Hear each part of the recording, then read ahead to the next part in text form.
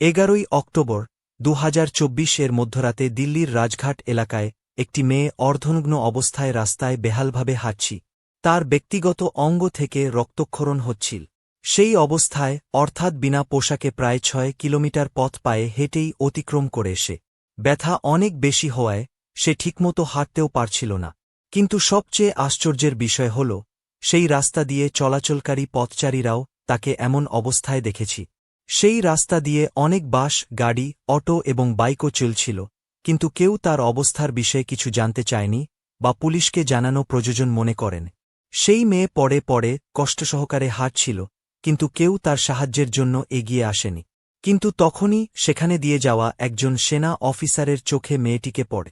সেই officer phone করে পুলিশকে জানান যে রাস্তার ধারে একটি মহিলা গুরুতর আহত অবস্থায় পড়ে আছে, যার গায়ে লাল রঙের কুর্তা রয়েছে এবং তার শরীরের ব্যক্তিগত অঙ্গগুলো থেকে প্রচুর রক্তক্ষরণ হচ্ছে।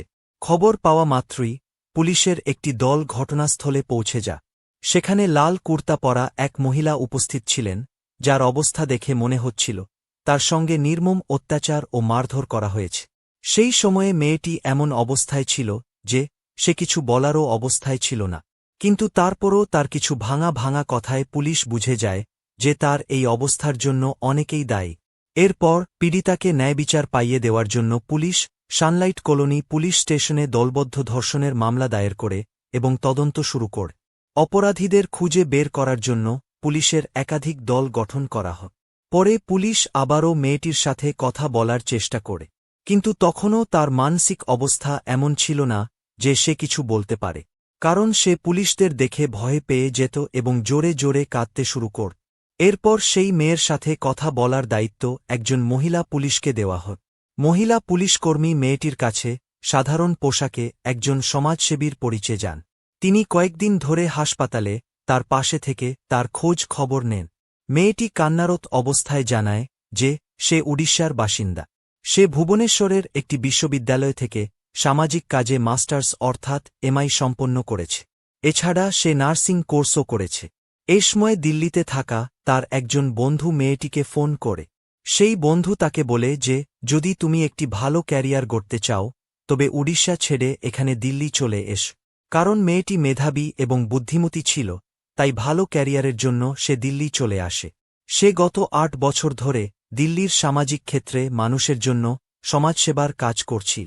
সে মানুষের মধ্যে এইচআইভি/এইডসের পাশাপাশি স্বাস্থ্য ও সচেতনতা বৃদ্ধি করছি।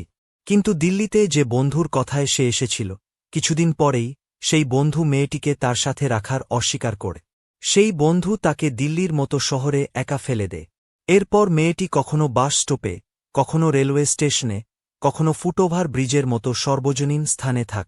কিন্তু 11 অক্টোবরের রাতে, যখন তাকে রাত কাটানোর কোনো আশ্রয় মিলছিল না, সে রাজঘাট এলাকায় কোনো নিরাপদ আশ্রয়ের সন্ধানে নির্জন রাস্তা দিয়ে হাঁটছি। সে জানায় তার মনে আছে তাকে ধর্ষণ করা 3 জন মানুষ ছিল, যার মধ্যে একজন অটো চালকও ছিল। পীড়িত মেয়েটির কাছ থেকে পাওয়া তথ্যের ভিত্তিতে পুলিশ সেই এলাকায় তদন্ত শুরু করে। প্রথমেই পুলিশ ওই এলাকার অটো রিকশাগুলো পরীক্ষা করা শুরু করে। প্রায় 150টির বেশি অটো রিকশা চেক করা হয়, যা মেয়েটির দেওয়া বর্ণনার সঙ্গে মিলেছি। সেই সঙ্গে পুলিশ সরাইকালে খান থেকে প্রায় 10 কিলোমিটার ব্যাসার্ধের মধ্যে রিং রোডে থাকা সমস্ত সিসিটিভি ক্যামেরাও চেক করতে শুরু করে। প্রায় 700টিরও বেশি সিসিটিভি ফুটেজ পরীক্ষা করা হয়, যাতে অপরাধীদের সম্পর্কে কোনো ক্লু পাওয়া যায়। পুলিশ সেই ফুটেজগুলোতে থাকা প্রতিটি অটো চালকের বাড়িতে গিয়ে প্রতিবেশীদের কাছ থেকেও জিজ্ঞাসাবাদ করে এবং তাদের সম্পর্কে তথ্য সংগ্রহ করে। এভাবে সময় কেটে যাচ্ছিল আর পুলিশও পুরো পরিশ্রম করে যাচ্ছিল তদন্তে। অবশেষে ঘটনার প্রায় 21 দিন পর পুলিশের হাতে একটি সিসিটিভি ফুটেজ আসে, যেখানে এক অটো ড্রাইভার মেয়েটিকে রিং রোডের পাশে ফেলে পালিয়ে যাচ্ছে। সেই অটো সম্পর্কে খোঁজ নিতে গিয়ে পুলিশ শুধু সেই অটো নয়, চালকেরও পরিচয় জানতে পারে। অটো চালকের নাম ছিল প্রভু মাহাত। এরপর পুলিশ প্রভু মাহাতোকে গ্রেপ্তার করে এবং থানায় নিয়ে গিয়ে জিজ্ঞাসাবাদ শুরু করে। জিজ্ঞাসাবাদের সময় জানা যায় যে এই ঘৃণ্য কাজে সে একা ছিল না, তার সঙ্গে আরও 2 জন জড়িত ছিল, যাদের একজনের নাম শামসুল এবং অন্যজনের নাম প্রমো। তাদের সম্পর্কে জানার পর পুলিশ তাদেরও দ্রুত গ্রেপ্তার করে। জিজ্ঞাসাবাদের সময় প্রমোদ প্রকাশ করে যে সেদিন দিল্লির সরাইকালে খান এলাকায় মধ্যরাতের দিকে আশেপাশে অন্ধকার আর নীরবতা ছিল। কেন্দ্রীয় দিল্লিতে ছোট একটি ভাঙাড়ির দোকান চালানো প্রমোদ নিজের জিনিসপত্র গুছিয়ে নিচ্ছিল। কিন্তু সেই রাতে দোকান বন্ধ করার আগে সে প্রচুর মদ্যপান করে এবং যখন সে দোকান বন্ধ করে বাড়ি ফিরছিল তখন হঠাৎ তার চোখে মেয়েটি পড়ে। রাতের নীরব রাস্তায় একা মেয়েটিকে দেখে তার ভিতরে থাকা সযতান জেগে ওঠে। মেয়েটিকে দেখেই তার মধ্যে এক অদ্ভুত উত্তেজনা হতে থাকে, কারণ তার শরীরে জমে থাকা মদের নেশা তাকে হিংস্র করে তুলেছি। এই হিংস্রতা শুরু করার ঠিক তখনই সেখানে আরেকজন লোক শামসুল এসে উপস্থিত হয়। শামসুল সেই এলাকায় পরিচিত একজন ভিখারি ছিল। তার দুটি পা অকেজো হলেও মস্তিষ্কে সে সযতান ও দ্বৈত্যের মতো ছিল। প্রমোদকে মেয়েটির সঙ্গে জঘন্য কাজ করতে দেখে শামসুলও হিংস্র হয়ে ওঠে এবং সে প্রমোদের সঙ্গে এই ঘৃণ্য কাজে যোগ দেয়। এখন তারা দুজনে মেয়েটির দুর্বলতার সুযোগ নেয়। তারা দুজন মেয়েটিকে টেনে জঙ্গলের দিকে নিয়ে যায় এবং তার কোনো কষ্টের পরোয়া না করে তার সম্মান নষ্ট করতে থাকে। রাত ধীরে ধীরে কেটে যাচ্ছিল।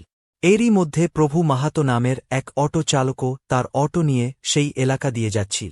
সে মেয়েটির চিৎকারের আওয়াজ শুনতে পেয়ে অটোটি থামিয়ে দেয়, কিন্তু সে মেয়েটির সাহায্য করার পরিবর্তে নির্লজ্জভাবে গিয়ে প্রমোদ ও শামসুলের সঙ্গে এই হিংস্রতায় যোগ দেয়। সেও মেয়েটির দেহের সঙ্গে খেলা করতে থাকে, কিন্তু প্রভু মাহাতো এখানেই থামেনি। সে মেয়েটিকে জোর করে তার অটোতে তুলে নেয়। মেয়েটি তখন এমন এক আঘাতে ছিল যে তার প্রতিবাদ করার বা চিৎকার করার শক্তি পর্যন্ত অবশিষ্ট ছিল না। মাহাতো তার অবস্থার সুযোগ নিয়ে অন্ধকারে অটো চালিয়ে অন্য এক নির্জন জায়গায় নিয়ে যায় এবং সেখানেও মেয়েটির সঙ্গে একই কাজ করে।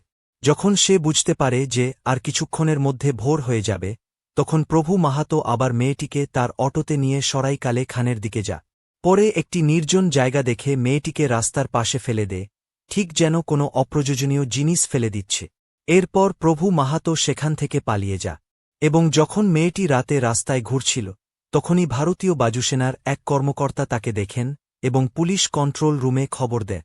এরপর পুলিশ মেয়েটিকে চিকিৎসার জন্য এইমস হাসপাতালে নিয়ে যায়, যেখানে তার এখনও চিকিৎসা চলছে। এদিকে পুলিশ 2-1 দিন ধরে তদন্ত চালিয়ে 3 জন অভিযুক্তকে গ্রেপ্তার করেছে।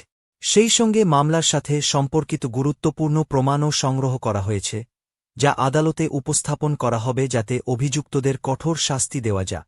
ঘটনায় ব্যবহৃত অটো রিকশাটিও জব্দ করা হয়েছে। ফিলহাল এই ঘটনার বিষয়ে বললে, গ্রেপ্তার হওয়া অভিযুক্তদের মধ্যে কোতলা মুবারকপুরের বাসিন্দা প্রভু মাহাতো, নরেলার বাসিন্দা প্রমোদ ওরফে বাবু এবং গান্ধীনগরের বাসিন্দা শামসুলকে কারাগারে পাঠানো হয়েছে। যদিও শাস্তি দেওয়ার কাজ আদালতের, কিন্তু যদি তাদের অপরাধ প্রমাণিত হয় তাহলে আপনার মতে এই দুষ্কৃতীদের কী শাস্তি পাওয়া উচিত? বন্ধুরা, এই ঘটনাটি শোনানোর উদ্দেশ্য কারও হৃদয়ে ভাঙানো নয় বা কাউকে বিরক্ত করা নয়, বরং আপনাদের সচেতন ও সতর্ক করা। বন্ধুরা, এই পুরো ঘটনাটি সম্পর্কে আপনার কী মতামত কমেন্ট বক্সে অবশ্যই জানান, এবং যদি আমাদের পরিশ্রম ভালো লেগে থাকে তাহলে এই ভিডিওটি লাইক ও শেয়ার করুন। আর যদি এখনও পর্যন্ত চ্যানেলটি সাবস্ক্রাইব না করে থাকেন তাহলে আমাদের চ্যানেলটি সাবস্ক্রাইব করে নিন। ধন্যবাদ।